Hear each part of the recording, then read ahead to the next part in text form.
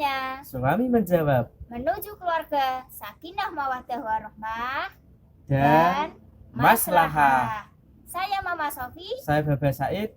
Assalamualaikum warahmatullahi wabarakatuh.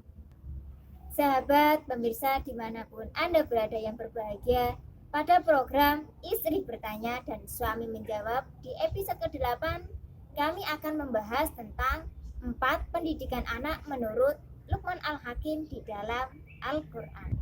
Bicara tentang pendidikan anak, maka pendidikan keluarga adalah pendidikan yang pertama dan utama. Lalu, adakah keutamaan orang tua dalam mendidik anaknya, Mbak? Sahabat pemirsa dimanapun Anda berada yang berbahagia, kita sebagai umat Islam jangan sampai meninggalkan generasi yang lemah secara fisik karena kekurangan gizi, karena kekurangan kesehatan, dan juga jangan sampai meninggalkan generasi yang lemah secara mental karena kurangnya pendidikan agama di dalam keluarganya. Dan tentu jangan sampai juga meninggalkan generasi karena lemah keterampilan disebabkan tidak adanya pemberdayaan untuk belajar keahlian-keahlian di dalam keluarganya. Maka keluarga sangat penting untuk memperhatikan pendidikan anak sejak dini di dalam keluarganya. Mendidik anak, pendidikan anak itu memiliki keutamaan-keutamaan atau fadilah-fadilah. Imam Nawawi Al-Bantani di dalam kitab Tangkihul Qaul bab 31 menyatakan bahwa memberikan pendidikan kepada anak adalah pemberian yang terbaik dari kedua orang tua. Tidak hanya itu, pendidikan anak, memberikan pendidikan kepada anak itu lebih baik dibanding dengan sedekah 1 sok atau 2,5 kilo beras atau 2,5 kilo. Tidak hanya itu juga, memberikan pendidikan kepada anak itu bisa menjadi tameng atau satir dari siksa api neraka. Rasulullah SAW bersabda, "Akrimu auladakum, fa inna karomatal auladi sitrun minan nar." Muliakanlah anak-anakmu, karena memuliakan anak itu adalah sebagai satir tameng dari api neraka. Yang terakhir, memberikan pendidikan kepada anak itu akan dimuliakan oleh Allah di dalam surga. Rasulullah SAW pernah bersabda, "Akrimu auladakum, fa inna man akrama auladahu akramallahu fil jannah." Muliakanlah anak-anakmu, karena orang yang memuliakan anaknya akan dimuliakan oleh Allah di dalam surga. Oleh karena itu penting sekali keluarga untuk memperhatikan pendidikan anaknya, serta kelak memilihkan tempat pendidikan yang terbaik, yang bermutu pada anak-anaknya. Jangan asal-asalan. Kalau asal-asalan, hasilnya pun juga asal-asalan. Maka yang terakhir saya ngutip dari Imam Ali Karamallahu wajhah, ajarilah anakmu sesuai pada zamannya, bukan sesuai dengan zamanmu. Sebagai orang tua, pastinya sudah memikirkan tentang pendidikan yang terbaik untuk anaknya kelak. Nah, adakah kisah teladan yang bisa diterapkan dalam mendidik anak, Mbak? Di dalam Al-Quran ada kisah yang sangat fenomenal yang diabadikan oleh Allah Subhanahu wa Ta'ala, yaitu kisah keluarga Luqman. Luqman ini adalah seorang hamba yang soleh, bukan nabi, bukan rasul.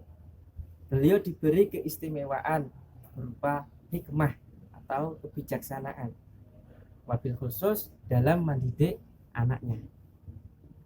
Hal yang pertama diajarkan oleh Luqman yaitu pendidikan akidah atau pendidikan tauhid. Beliau mengajarkan tentang Allah, mengenalkan ciptaannya, dan jangan sampai menyekutukannya. Allah Subhanahu wa Ta'ala berfirman, dalam surat Luqman ayat 13, A'udzubillahi minasyaitonirrajim. Bismillahirrahmanirrahim. Wa idz qala Luqmanu libnihi wa huwa ya'idhu ya bunayya la tusyrik billah inna syirka la dzulmun 'adzim. Ketika Luqman berkata kepada anaknya seraya menasihatinya, wahai anakku, janganlah kamu menyekutukan Allah, karena menyekutukan Allah adalah kezaliman yang sangat besar. Di dalam tafsir Al-Wajiz, Profesor Zuhaili menyatakan bahwa kezaliman adalah meletakkan sesuatu tidak pada tempatnya. Syirik kepada Allah itu adalah sesuatu yang tidak pada tempatnya dan merupakan kezaliman yang sangat besar.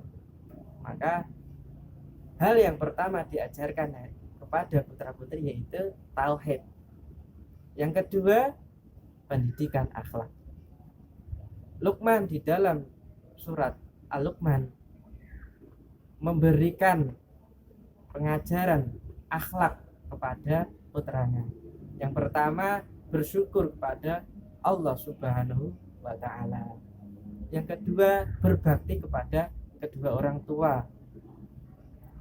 Di dalam tafsir Jalalain disampaikan bahwa Allah memerintahkan kepada manusia untuk berbakti kepada kedua orang tuanya, yang mana ibunya telah mengalami hal-hal yang sangat lemah, seperti mengandung, lalu melahirkan, lalu masih juga mengurusi atau merawat anak-anak.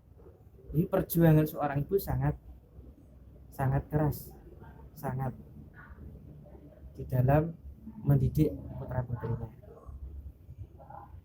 Oleh karena itu, kita sebagai anak harus banyak-banyak bersyukur kepada kedua orang tua kita.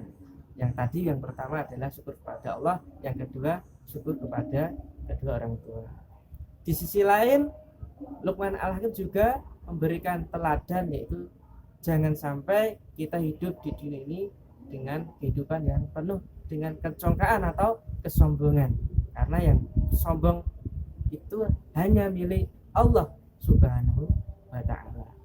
Yang terakhir, beliau juga memberikan keteladanan hidup dengan kesederhanaan. Jangan sampai hidup berfoya-foya begitu ya. Jangan sampai hidup dengan wah. Oleh karena itu, kedua yaitu pendidikan akhlak perlu ditanamkan di dalam keluarga. Tadi sudah dijelaskan untuk pendidikan ada pendidikan akidah, kemudian ada pendidikan tentang akhlak. Selanjutnya untuk ketiga dan keempat apa, Bang? Yang ketiga adalah pendidikan ibadah.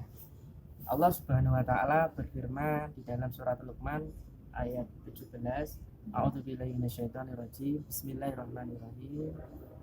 Ya bunayya aqimis shalah.